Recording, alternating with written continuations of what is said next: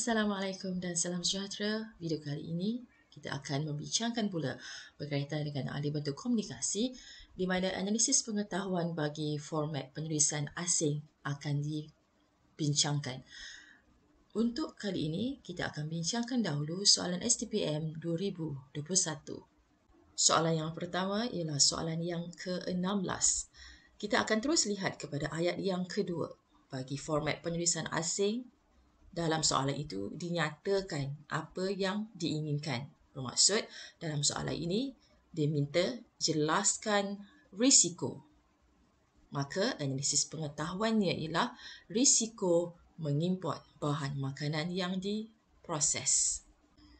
Bagi format penulisan asing, AP hanya ada 2 sahaja. Jadi, saya akan tunjukkan 2 contoh untuk setiap soalan.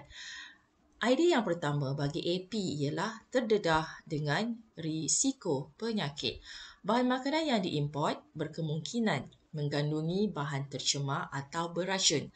Disebabkan ini, pengguna bakal terdedah dengan ancaman penyakit yang berbahaya seperti jirit-birit, berdarah, demam dan kejang perut. AP yang kedua ialah peningkatan kos. Pertukaran mata wang asing yang tidak menentu menyebabkan kos mengimport bahan makanan yang diproses menjadi semakin meningkat. Import bahan makanan yang diproses akan menjadi lebih mahal berbanding dengan bahan makanan tempatan yang diproses. Ini ialah contoh penulisan perenggan bagi analisis pengetahuan di mana kita akan buat seperti ini. Antara risiko mengimport bahan makanan yang diproses ialah terdedah dengan risiko penyakit. Risiko ialah fokus isu, mengimport bahan makanan yang diproses ialah isunya. Terdedah dengan risiko penyakit merupakan idea. Jadi, ayat yang pertama ini adalah ayat idea. Untuk yang berwarna hijau pula merupakan huraian yang pertama, manakala yang berwarna oranye ini ialah huraian yang kedua. Soalan 17. Huraikan langkah fokus isu untuk mengurangkan pekerja asing dalam sektor pembantu rumah. Ini ialah isunya.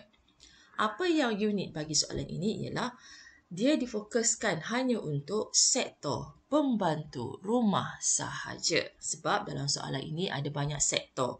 Tapi difokuskan juga kepada sektor pembantu rumah. AP yang pertama bagi soalan ini ialah mewujudkan pusat asuhan di tempat kerja. Majikan disarankan untuk mewujudkan pusat asuhan kanak-kanak di tempat kerja mereka supaya para ibu bapa mudah memantau anak-anak mereka. Pusat asuhan berdaftar akan dapat mengurangkan kebergantungan kepada pembantu rumah warga asing.